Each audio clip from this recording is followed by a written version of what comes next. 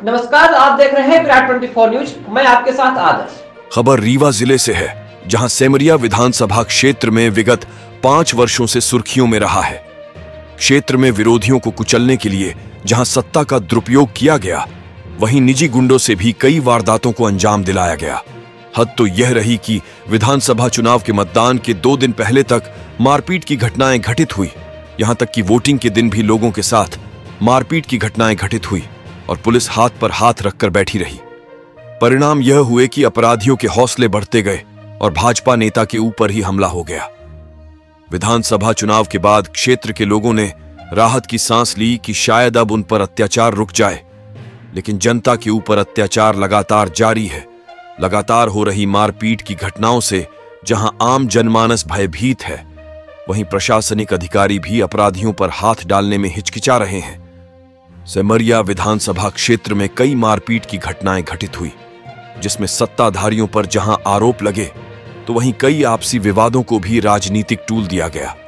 हद तो तब हो गई जब विपक्षी पार्टी के ऊपर हमला होने पर सत्ताधारी साजिश करार देते रहे, लेकिन जब सत्ताधारी पार्टी के वरिष्ठ भाजपा नेता जयराम अग्निहोत्री के ऊपर प्राणघातक हमला हुआ तो सबकी बोलती बंद हो गई। आपको बता दें कि 15 दिन पहले चकदही निवासी जयराम अग्निहोत्री के ऊपर 1 दर्जन से अधिक असलहाधारी गुंडों ने प्राणघातक हमला कर दिया था। गनीमत रही कि घटना के समय गांव के लोगों को जानकारी हो गई और गांव के लोग एकत्र हुए तो अपराधी वहां से भाग निकले। अब सबसे बड़ा सवाल यह है कि दिन दहाड़े हुई घटना के 1 दर्जन से अधिक अपराधियों की पुलिस परछाई तक नहीं पकड़ पाई। बड़ी बड़ी बातें करने वाले नेता अधिकारी किसी भी प्रकार के सवाल करने पर बगले झांकने लगते हैं। जब सत्ताधारी पार्टी के सक्रिय कार्यकर्ता और पदाधिकारी रहे व्यक्ति के आरोपियों को पुलिस नहीं पकड़ पा रही, तो आप समझ सकते हैं कि विपक्ष या आम जनमानस के ऊपर होने वाले हमलों को पुलिस कैसे रोक सकती है। ऐसे में अगर वर्तमान विधायक अपनी जान को खतरा बताते हैं तो क्या गलत है। शुक्ला जी कह रहे थे कि सेमरिया में दोबारा चुनाव होगा तो क्या आप इस्तीफा दे रहे हैं?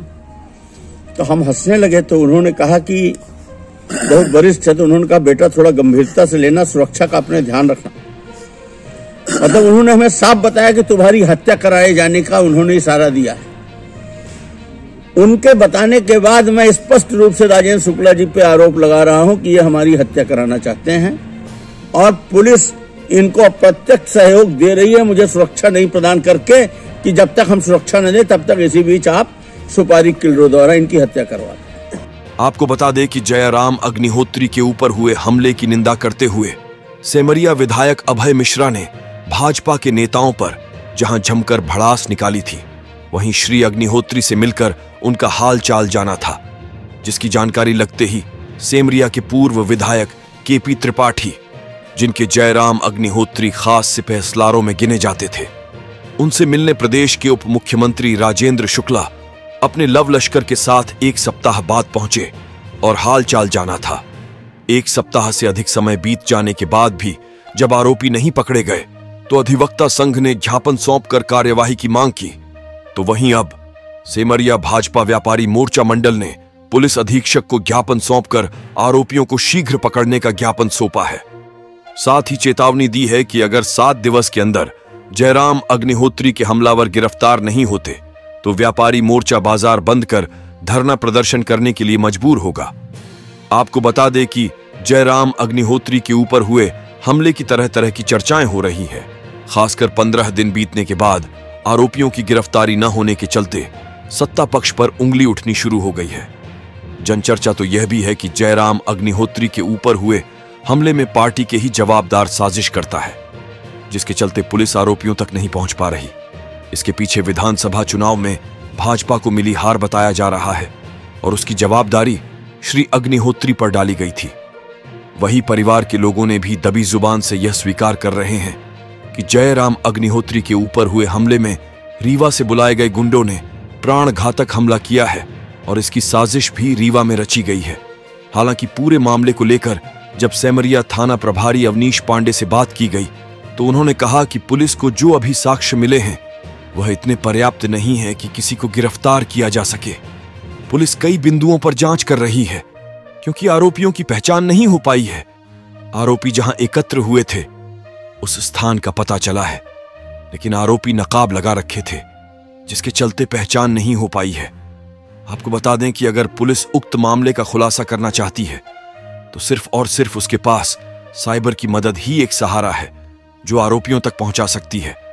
अब देखने वाली बात यह है कि जयराम अग्निहोत्री के हमलावर पुलिस की गिरफ्त में आते हैं या जिला पंचायत सदस्य सुंदरिया आदिवासी, सीईओ कांड, इटाहा विश्वकर्मा हत्याकांड, आप नेता प्रमोद शर्मा के ऊपर हमला, होटल व्यवसायी भागीरथी शुक्ला की गाड़ी में तोड़फोड़, न्यूज बैन में तोड़फोड़, मारपीट, शराब दुकान की घटना जैसे अन्य घटनाओं की तरह उक्त मामले को भी रफा दफा कर दिया जाता है। आइए आपको सुनाते हैं मारपीट की घटना को लेकर वर्तमान सेमरिया विधायक अभय मिश्रा और पूर्व विधायक केपी त्रिपाठी ने क्या बताया है।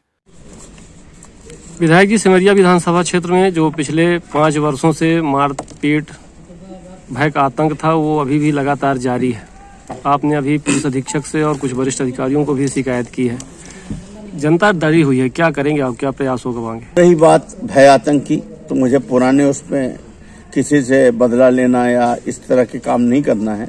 मुझे तो आगे विकास का काम करना है। लेकिन ये बात सही है कि चुनाव के दिन से लेकर, वोटिंग के दिन से लेकर 3 तारीख से, जब ये पहले हमें प्रमाण पत्र देने से रोक रहे थे, राजेंद्र शुक्ला जी लगातार प्रयास कर रहे थे कि हमें प्रमाण पत्र न मिले। जानकारी तो यहाँ तक की है कि उस समय के मुख्यमंत्री शिवराज जी से भी कलेक्टर मैडम के ऊपर दबाव बनाया जा रहा था कि प्रमाण पत्र न दिया जाए। लेकिन अंत में न्याय हुआ और मुझे प्रमाण पत्र मिला, मैं विधायक चुना गया। तब से लेकर आज दिनांक तक इस 20 दिन में धमकी और मारपीट की घटनाएं लगातार हो रही हैं और सबसे ज्यादा ये भाजपा के कार्यकर्ताओं के साथ मारपीट कर रहे हैं। ये बात सही है कि इनके कार्य प्रणाली और क्रियाकलाप से भारतीय जनता पार्टी के लोग भारी असंतुष्ट थे। अभी एक बड़ी खतरनाक घटना हुई। भारतीय जनता पार्टी का काफी वरिष्ठ व्यक्ति जयराम अग्निहोत्री, जब मैं कुछ नहीं जानता था, मैं जनपद अध्यक्ष था, तो वो वहां के मंडल अध्यक्ष थे। पहली बार मुझे विधायक बनाने में उनकी बहुत महत्वपूर्ण भूमिका थी। दूसरी बार के भी चुनाव में उन्हीं ने चुनाव का संचालन किया था और अभी वर्तमान में के चुनाव में केपी त्रिपाठी का ये मानना है, मतलब इन लोगों का ये मानना है कि जयराम अग्निहोत्री ने साथ नहीं दिया, अंदर अंदर हमारा साथ दे दिया, जबकि ऐसी कोई बात नहीं थी। हाँ, ये बात जरूर है कि चकदही में उनका पूरा परिवार और पूरा गांव मेरे साथ रहा और मुझे अच्छा खासा वोट मिला। और अंतिम पोलिंग जो थी, जो विवाद पे थी, जो नहीं खुल रही थी, जिसमें ये था इन्होंने ही कहा कि इसको खुलवाया जाए, जिसमें इनको पूरी उम्मीद थी कि चकदही एक तरफा मिलेगी इनको और वहाँ मुझे 0 वोट मिलेंगे, वहाँ मैं मात्र 50 वोट से पीछे रहा और इन्होंने पूरा आरोप उसका जयराम अग्निहोत्री पे लगाया। इधर उधर की जयराम ने ही ये गड़बड़ कर दी। ये इसको पुलिस तलाश कर रही है। किसी भी सूरत पर हमलावर बख्शे नहीं जाएंगे, चाहे वो जहाँ जाके जिस रणनीति से छुप। ये इसको पुलिस तलाश कर रही है। किसी भी सूरत पर हमलावर बख्शे नहीं जाएंगे, चाहे वो जहाँ जाके जिस रणनीति से छुप जाएं। मुझे पूरा विश्वास है कि पुलिस उनको खोज ही लेगी और वो बच नहीं पाएंगे। किसकी होगी साजिश, किसकी होगी मारपीट, ये पुलिस बताएगी। चुनावी दूध का दूध, पानी का पानी सब हो जाएगा। उनके गांव में, उनकी पोलिंग में भारतीय जनता पार्टी को एक तरफा विजय मिली थी और जयराम अग्निहोत्री जी भारतीय जनता पार्टी के बहुत ही निष्ठावान, समर्पित कार्यकर्ता हैं।